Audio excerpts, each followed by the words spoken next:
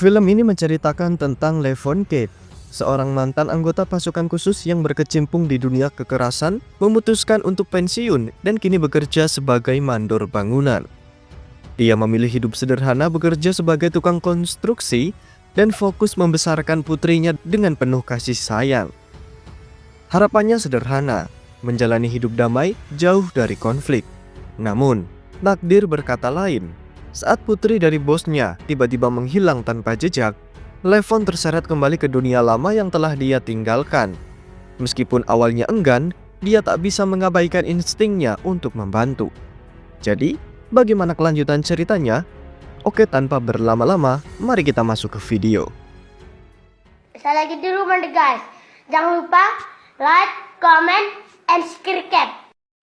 Okay. Film dibuka dengan karakter utama kita, Levon Kate, yang dulunya adalah sosok legendaris di dunia Black Operation.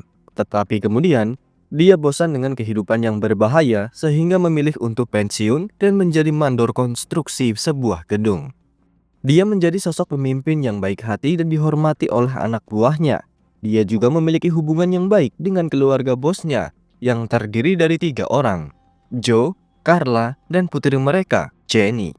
Hari itu, Jenny yang baru saja menyelesaikan 1 semester kuliahnya ingin merayakan prestasi dengan beberapa teman sekelasnya. Sang bos dengan tak berdaya tak bisa menolak permintaan putrinya dan setuju untuk mendanai perayaan tersebut. Namun saat itu, Levon dengan santai melirik keluar, melihat sebuah mobil hitam dari luar memasuki lokasi konstruksi. Beberapa pria bertubuh kekar kemudian keluar dari mobil tersebut. Levon merasakan ada sesuatu yang tak beres. Jadi dia segera menghampiri mereka sambil membawa ember penuh dengan paku. Ternyata para preman menagih hutang ke salah satu anak buahnya. Ketika Levon mencoba melerai mereka, kedua preman itu malah menghinanya. Disitulah Levon harus menunjukkan siapa pria tangguh yang sebenarnya.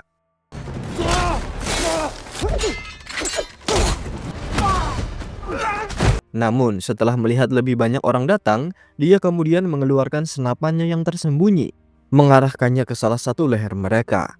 Baru saat itulah mereka segera mengangkat tangan dan meninggalkan lokasi konstruksi. Jenny yang menyaksikan seluruh adegan itu sama terkejutnya. Dia tak pernah menyangka bahwa paman Levon yang terlihat biasa-biasa saja ternyata adalah orang yang begitu kuat. Setelah Levon selesai bekerja, dia pergi ke rumah mertuanya karena sedang ada acara perayaan akhir pekan yang sedang berlangsung di sana. Yang ternyata hari ini adalah hari kunjungan Levon. Levon buru-buru memanggil putrinya untuk masuk ke dalam mobil. Namun segera ayah mertuanya mendekat dan menuduh Levon, mengatakan bahwa selama putrinya masih hidup, dia tak pernah melihatnya pulang ke rumah sesering ini. Jelas, ayah mertuanya terlihat tak suka dengan menantunya. Apalagi Levon bisa dibilang penyebab putrinya meninggal. Levon diam-diam menerima omelan ayah mertuanya karena faktanya dia memang telah mengabaikan istrinya sebelumnya. Kemudian, ayah dan anak itu pergi ke restoran untuk makan. Levon memberikan bingkisan yang telah disiapkan kepada putrinya. Ketika gadis kecil itu membukanya, dia terkejut karena hadiahnya adalah foto ibunya. Selama ini dia tak pernah melihat ibunya karena kakeknya telah menyembunyikan semua foto-fotonya. Mereka kemudian berbagi momen bersama yang menunjukkan hubungan ayah dan anak ini terlihat sangat dekat. Kemudian, Levon pergi menemui pengacara, menggunakan jasa mereka untuk melakukan yang terbaik. Dia menceritakan kepada mereka tentang apa yang terjadi hari ini. Sang ayah mertua mencoba memprovokasi Levon untuk melakukan kekerasan untuk mencabut hak asuhnya. Sekarang, pengacara dari pihak ayah mertuanya mengklaim bahwa Levon menderita gangguan stres pasca trauma dan menuduhnya memiliki kecenderungan kekerasan. Sang ayah mertua mengusulkan untuk mengurangi waktu kunjungan dari 2 jam setiap minggu menjadi 1 jam setiap 2 minggu. Levon merasa hal ini sangat konyol saat mendengarnya. Dia telah mengabdi kepada negara selama lebih dari 20 tahun. Dan sekarang karena hal ini, dia dicap sebagai individu yang berbahaya. Bukankah itu konyol? Namun, dia tak pernah menyerah dan harus berjuang sampai akhir. Levon kemudian menyerahkan semua uang yang telah dia kumpulkan dengan total $10.000 kepada sang pengacara dan meminta mereka untuk membantunya memperjuangkan hak-haknya. Malam itu, Jenny dan teman-teman sekelasnya pergi ke klub malam untuk berpesta. Gadis-gadis itu melepaskan stres mereka di lantai dansa dan menikmati alkohol dengan kadar tinggi, sehingga mereka tak menyadari bahaya yang mendekat. Seseorang di lantai 2 diam-diam merekam mereka yang sedang menari. Kemudian, para penjahat mengincar gadis tercantik. Saat Jenny mabuk dan pergi ke kamar mandi untuk muntah, seorang pria membiusnya dan membawanya pergi. Keesokan harinya, Levon masuk kerja tepat waktu untuk mendapatkan gajinya, namun dia melihat beberapa petugas polisi keluar dari kantor. Levon bertanya kepada bosnya dan istrinya, dan mengetahui bahwa Jenny sebenarnya telah menghilang. Dia pergi keluar pada hari Jumat dan belum kembali sampai hari Senin. Tetapi polisi hanya menerima laporan sederhana sehingga mereka kekurangan petunjuk dan tak bisa memprosesnya. Bos dan istrinya sangat cemas sekarang. Kemudian, sang bos tahu bahwa Levon cukup mampu. Mereka ingin meminta bantuan Levon untuk menemukan Jenny. Awalnya Levon tak menyetujuinya. Dia telah memutuskan untuk menjauhi gaya hidup lamanya yang berbahaya. Jadi, bahkan ketika bosnya menawarkan $50.000, Levon tetap tak setuju. Namun kenyataannya, Levon merasakan ada rasa iba di dalam hatinya. Sepulang kerja, dia menyetir mobil untuk menemui teman lamanya, Bob. Bob dan Levon adalah rekan kerja di masa lalu. Dia juga sosok yang tangguh seperti mesin pembunuh. Tapi sekarang, dia telah kehilangan penglihatannya karena kecelakaan selama masa tugas. Kemudian, Levon menceritakan semuanya. Setelah mendengar kejadian yang menimpa Jenny, Bob menasehati Levon untuk tak menyesali apapun. Jika dia ingin melakukan sesuatu, dia harus berani melakukannya. Dan dia harus memberikan yang terbaik. Jadi keesokan harinya, Levon pergi ke rumah bosnya. Pada saat itu sang bos telah menua beberapa tahun dalam semalam karena ketidakpastian nasib putrinya. Levon merasakan hal yang sama di dalam hatinya.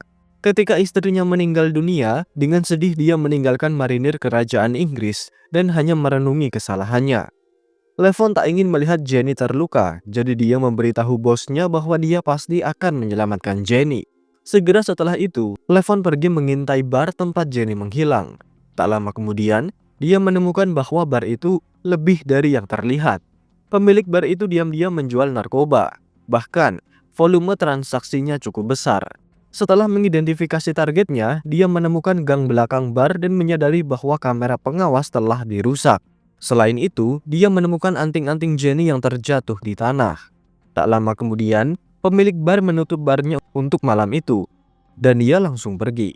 Pemiliknya tak menyadari bahwa sebuah pelacak telah dipasang di mobilnya. Singkatnya, setelah melakukan pelacakan, Levon berhasil menemukan rumah pemilik bar tersebut. Dia mengambil kunci pintu dengan mudah dan memasuki ruangan sambil memegang senapan. Pemilik bar terkejut. Levon merampas pistol pria tersebut dan menuntut untuk mengetahui siapa yang telah menculik Jenny. Awalnya interogasi berjalan dengan tenang dan damai. Namun tak disangka, pria itu masih berusaha berbohong, mengklaim bahwa Jenny mabuk dan tersesat. Levon mengeluarkan tawa dingin. Kemudian pria itu dimasukkan ke dalam bak mandi untuk disiksa, ditenggelamkan di air yang dingin. Levon menyalakan keran dan membasahi handuk dengan air, lalu menempelkannya ke wajah pria itu. Perasaan tercekik yang menakutkan membuat pria itu meronta-ronta mati-matian. Dia tetap keras kepala dan menolak untuk berbicara dan bahkan menyebutkan bahwa kekuatan di balik para penculik bukanlah sesuatu yang bisa ditangani oleh Levon. Namun, sebelum Levon sempat menanyakan nama-nama tersebut, kaki tangan pria itu tiba-tiba muncul di depan pintu, sehingga Levon harus memegang senjatanya dan menggunakan pria itu sebagai perisai manusia. Kemudian, dalam sekejap, dia menembak dan membunuh kaki tangannya.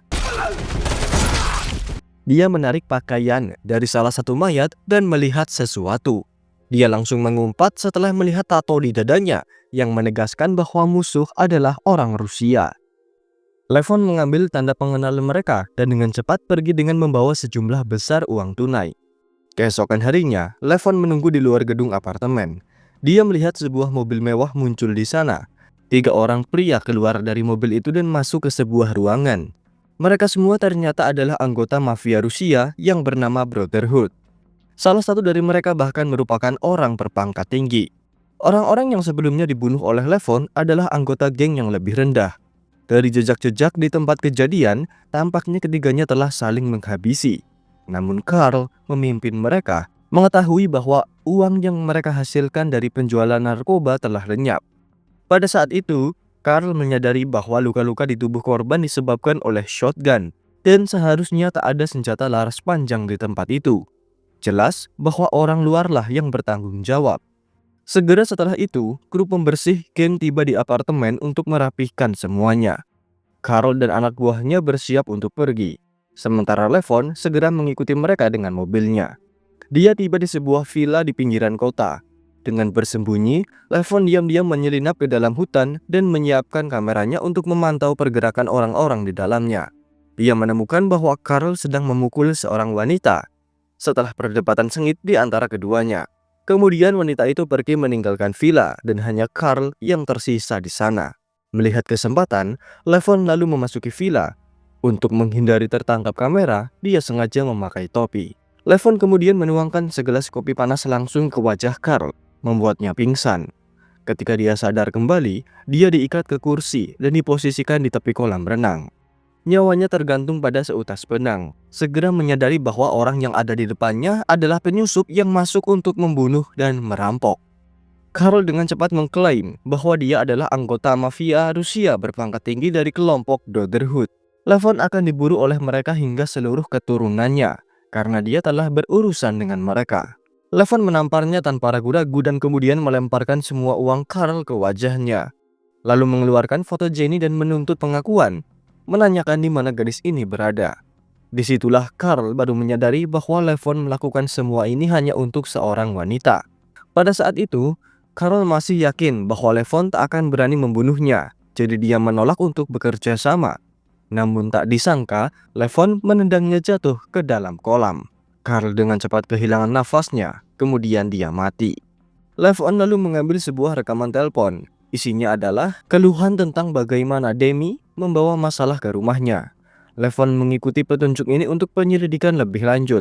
Sementara itu, kru pembersih datang untuk membuang mayat Carl. Dengan kematian anggota berpangkat tinggi, hal ini akan membuat pemimpin geng keluar dari persembunyiannya. Sesuai dugaan, dia tiba di rumah itu untuk memeriksa CCTV. Hanya untuk menemukan bahwa penyerang itu tak peduli dengan uang dan sudah pasti ini bukan perampokan. Apa motif sebenarnya di balik serangan itu? Dia memerintahkan bawahannya untuk segera menemukan orang itu. Sementara itu, Jenny yang hilang kini ditahan di dalam sel.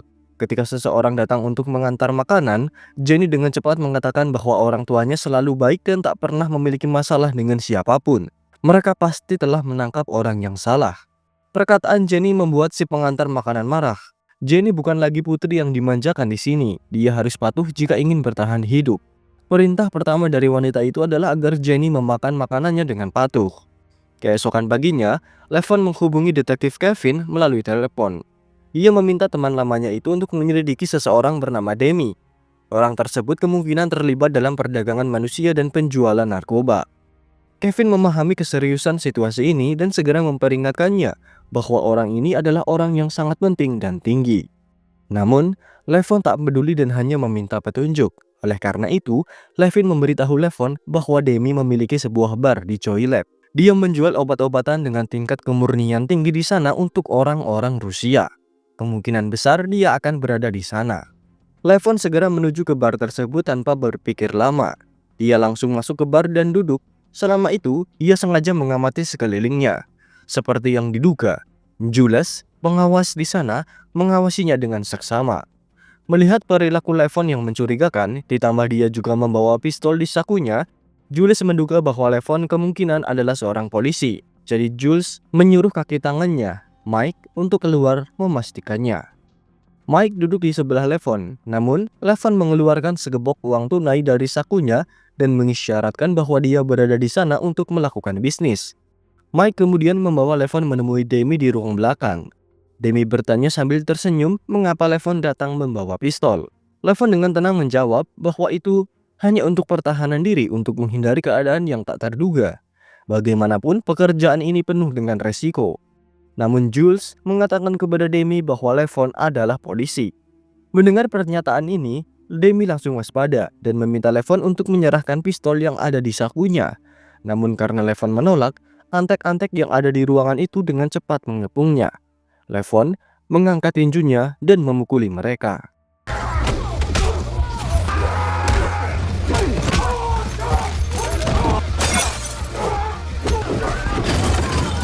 Namun ketika Levon menghancurkan sebuah botol, bersiap untuk meningkatkan pertarungan, Demi dengan cepat menghentikannya. Kemudian berjabat tangan dengan Levon. Merasakan kapal di tangan Levon, jelas terlihat bahwa itu adalah tangan seorang buruh. Hal ini meyakinkan Demi bahwa Levon bukanlah seorang polisi. Demi kemudian mengundang Levon untuk duduk dan melakukan bisnis. Kemudian, Levon dengan jujur mengatakan bahwa dia ingin membuka rute perdagangan baru sehingga dia membutuhkan 4 pon obat premium setiap bulannya. Pemasoknya di Chicago telah menghilang, jadi dia kehilangan koneksi. Dan karena barang-barang Demi sudah terkenal, itulah sebabnya dia mencari Demi. Setelah mendengar hal ini, Demi mengangkat alisnya. Setelah berpikir sejenak, ia langsung setuju. Mereka menyepakati harga $5.000 per setengah pon untuk transaksi tersebut. Dia menyuruh Levon untuk datang pada pukul 7 keesokan harinya ke toko pancake yang telah ditentukan untuk melakukan transaksi pertama. Keesokan harinya, Levon tiba di toko pancake tepat waktu. Mike dan Jules telah menunggu beberapa saat. Namun setelah mereka mengambil uang, mereka tak menyerahkan barang kepada Levon.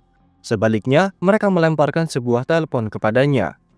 Tak lama kemudian, Demi menelpon Levon, mengungkapkan bahwa barang-barang itu sudah diletakkan di bawah kursinya.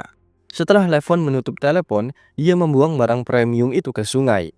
Pada malam harinya, Levon menerima telepon dari Demi yang mengatakan bahwa ada orang penting yang akan menemuinya keesokan harinya. Demi mengingatkannya untuk membawa uang dan berpakaian formal karena dia akan membuat kesepakatan besar untuknya. Keesokan harinya, Levon tiba di lokasi yang telah disepakati dengan mengenakan setelan jas. Dia bertemu dengan orang yang dimaksud. Orang tersebut bernama Dami, bos yang sebenarnya di belakang Demi. Dami sangat berhati-hati. Pertama-tama, dia meminta kartu nama Levon untuk diverifikasi. Setelah memastikan bahwa kartu itu sah, mereka melanjutkan ke negosiasi lebih lanjut. Kemudian, pembayaran dilakukan bersamaan dengan pertukaran barang. Keduanya mencapai niat awal untuk kerjasama jangka panjang. Namun, ketika Levon pulang ke rumah, dia menghancurkan barang yang telah dibeli. Kemudian dia terus mencari petunjuk dalam foto-foto yang diambil sebelum Jenny menghilang. Dia menemukan sosok Mike, antek Demi. Levon kemudian membuka ponsel yang dia curi dari kaki tangan pemilik bar malam itu dan menemukan informasi yang berhubungan dengan Jenny. Levon bergegas kembali ke bar tersebut semalaman. Dia menunggu di pintu masuk untuk terus mencari petunjuk. Namun, dia tak menyangka bahwa Jules akan menemukannya lebih dulu. Levon merasakan bahaya dan buru-buru menaiki motor untuk melarikan diri dari tempat kejadian. Para pengejar dengan cepat masuk ke dalam mobil mereka dan mengejar Levon. Peluru ditembakkan ke arah dirinya. Levon dengan cekatan bermanuver di gang-gang sempit dan dia tak terkena satu peluru pun. Hal ini membuat orang-orang di belakangnya geram. Mereka buru-buru berpencar untuk menghalangi laju sepeda motor di depannya. Levon menghindar dengan gesit dan dengan mudah menerobos kepungan tersebut. Namun tak disangka, dia menabrak mobil polisi. Namun lebih parahnya lagi, Dami sudah menyuap polisi setempat. Helen bahkan memukul Levon dengan gagang shotgunnya, lalu menyerahkannya kepada preman yang mengejar. Kedua orang ini adalah putra-putra dari sang pemimpin. Mereka mengangkat Levon ke dalam mobil, menuntut untuk mengetahui alasan dia mencari Jenny. Namun, Levon mengejek mereka karena mereka berpakaian seperti pemain sirkus. Hal ini membuat kedua pria itu marah dan membalas bahwa mereka mengenakan pakaian adat kelas atas.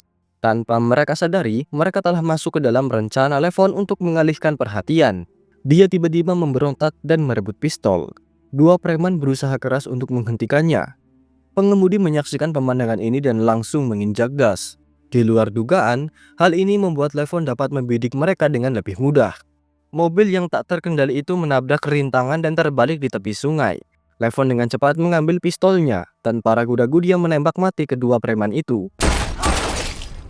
Segera setelahnya, ia menendang mobil yang tak seimbang itu ke dalam air, menenggelamkannya. Sayangnya, sang pemimpin masih menemukan mayat-mayat mereka. Beberapa waktu kemudian, sang pemimpin mengumpulkan para petinggi Brotherhood untuk berdiskusi.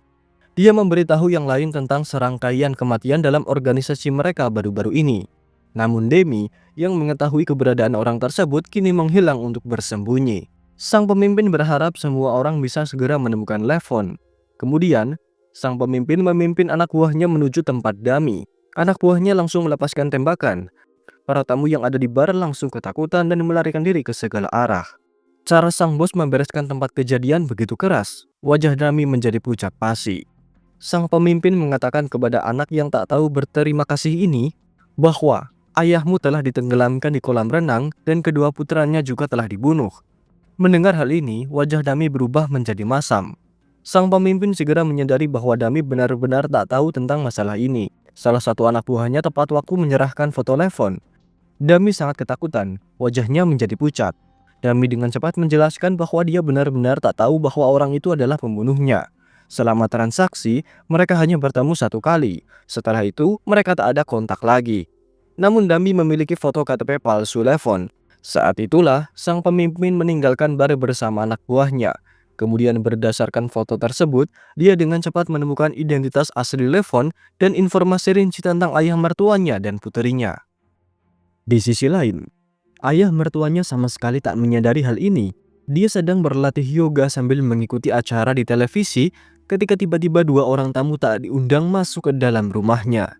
Sementara itu, Levon menerima telepon dari guru sekolah, mengatakan bahwa ayah mertuanya tak datang untuk menjemput cucunya. Mendengar hal itu, Levon bergegas ke sekolah untuk menjemput putrinya. Di jalan, putrinya penasaran apa yang telah terjadi kepada kakeknya. Dia telah mengirim lebih dari 30 pesan dan kakeknya tak membalas satupun. Levon merasa ada yang tak beres. Kemudian, melihat lokasi ayah mertuanya masih berada di rumah, Levon berbalik dan melesat pergi. Sesampainya, dia kaget ketika melihat rumah ayah mertuanya terbakar. Dia menyuruh putrinya untuk diam di dalam mobil, kemudian Levon bergegas masuk ke dalam rumah yang terbakar itu sendirian untuk menyelamatkan ayah mertuanya yang sekarat. Setelah ayah mertuanya sadar kembali, sikapnya kepada Levon akhirnya sedikit melunak. Dia kemudian dibawa pergi dengan ambulan untuk perawatan lebih lanjut. Levon kemudian berkendara dengan putrinya ke rumah Bob yang terpencil. Bob mengerti bahwa Levon pasti mendapat masalah. Jika tidak, dengan kemampuannya, Levon tak akan melarikan diri dalam situasi sulit seperti ini. Levon memikirkan cara untuk menemukan Jenny. Jadi dia berpikir bahwa jika dia bisa menemukan Mike, mungkin dia bisa mengetahui keberadaan Jenny. Bob tak menasehatinya untuk menyerah setelah mendengar hal ini, tetapi malah menunjukkan kepada Levon beberapa hal yang bagus. Ruangan itu dipenuhi dengan berbagai jenis senjata. Ini semua adalah koleksi Bob selama bertahun-tahun. Levon kemudian mengambil senapan M14 yang tak bertanda. Senapan ini memiliki daya tembak yang hebat dan jangkauan yang jauh. Itu seperti pisau tajam di tangan seorang prajurit. Levon mengemasi peralatannya. Dia berjanji di depan putrinya bahwa dia pasti akan kembali dengan selamat. Sementara itu, Jules dan Mike bersiap mencari tempat untuk membuang Jenny. Kakek Jenny adalah seorang angkatan udara, jadi dia diajari oleh kakeknya sejak kecil dan memiliki beberapa keterampilan bela diri. Jenny memanfaatkan kesempatan itu untuk melancarkan serangan diam-diam, menyebabkan mobil yang tak terkendali menabrak batang pohon. Jenny keluar dari mobil terlebih dahulu dan berlari dengan liar ke arah hutan lebat. Dia mencari tempat untuk bersembunyi.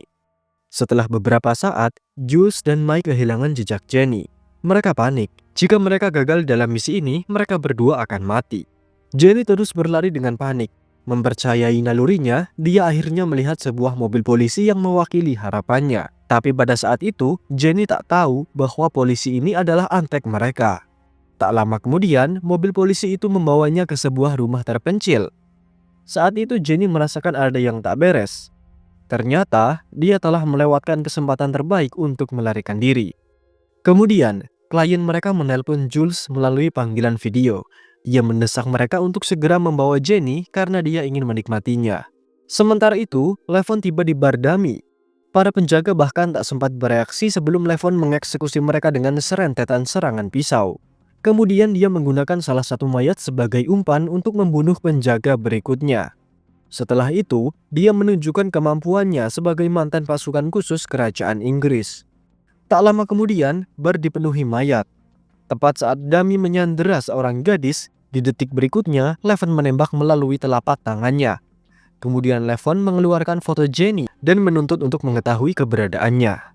Setelah ragu-ragu, Dami mengatakan akan mengantarnya untuk mencarinya. Di dalam mobil, Levon mengeluarkan foto Mike. Barulah dia menyadari bahwa Mike bertanggung jawab untuk memilih gadis-gadis itu. Setelah itu di bawah pimpinan Dami, keduanya tiba di sebuah bangunan tersembunyi. Bahkan ada penjaga bersenjata di pintu masuk. Levon berkali-kali mengkonfirmasi kepada Dami apakah Jenny memang ada di dalam bangunan ini. Setelah mendapat jawaban, Levon menarik Dami keluar dari mobil. Dia menendang Dami ke kubangan air dan mengeksekusinya. Levon mengeluarkan peralatannya dan memakainya dengan baik, menarik nafas panjang lalu menyelinap ke dalam bangunan. Levon menggunakan kacamata night vision untuk melihat musuh di pepohonan. Dia mencatat posisi mereka dan mengeluarkan pistolnya untuk menembak mati mereka. Di sisi lain, Demi tiba-tiba menerima kabar bahwa Levon telah membuat bar Dami penuh dengan darah dan sekarang sedang menuju ke markas mereka. Dia dengan cepat mengumpulkan saudara-saudaranya dan mengambil senjata mereka. Sementara itu, Jenny dipegang oleh Mike dan seorang pria lain. Kedua tangannya diikat dengan rantai untuk membiarkan pelanggan menikmatinya. Kemudian Jules membawa klien dari meja judi. Ternyata dia ingin sedikit menyiksa Jenny. Namun sebelum aksi bejat itu berlangsung, Levon menyerang, masuk, memegang M14, dan mulai menembaki para preman. Pada saat ini, Demi tiba di tempat kejadian dengan anak buahnya. Sayangnya, meskipun dia masuk dengan aksi, kesenjangan kekuatan mereka terlalu besar. Saat ini, Levon baru saja kehabisan peluru dan mengambil kesempatan untuk menjatuhkan pistol Demi. Kemudian keduanya mulai terlibat dalam pertarungan jarak dekat dengan pisau besar mereka. Namun, Demi tak dapat menahan bahkan dua gerakan Levon dan segera ditikam di lehernya. Levon mengganti senapannya dengan senapan cadangan. Di detik berikutnya, dia mendengar suara teriakan Jenny untuk meminta bantuan dan segera mengikuti suara itu. Sesampainya, dia melihat pelanggan itu sedang menyandera Jenny. Namun sebelum pelanggan itu bisa mengucapkan sepatah kata, dia ditembak mati. Kemudian Mike mulai mengincar Levon, tapi dia segera ditembaki dan dipukuli oleh Levon. Levon melayangkan serangan siku ke leher Mike, mematahkan lehernya. Jenny, di sisi lain, mengambil kesempatan untuk melingkarkan kakinya di sekitar leher Jules, menguncinya hingga Jules berhenti meronta. Kemudian, Levon menghancurkan rantai Jenny dan menyelamatkannya. Di luar, gelombang orang-orang mulai datang menyerbu. Antek langsung dari sang pemimpin tiba di sana, disusul oleh dua polisi yang menerima alarm baru saja tiba. Namun, mereka ditembak mati oleh Ian. Kemudian dua preman itu terlibat baku tembak sengit dengan Levon. Levon menggunakan alat di dadanya untuk melihat posisi kedua orang itu. Dia mengangkat pistolnya dan menembak mati Ian dengan sekali tembak. Pria botak itu dengan cepat berjongkok untuk bersembunyi, namun Levon dengan santai melemparkan granat.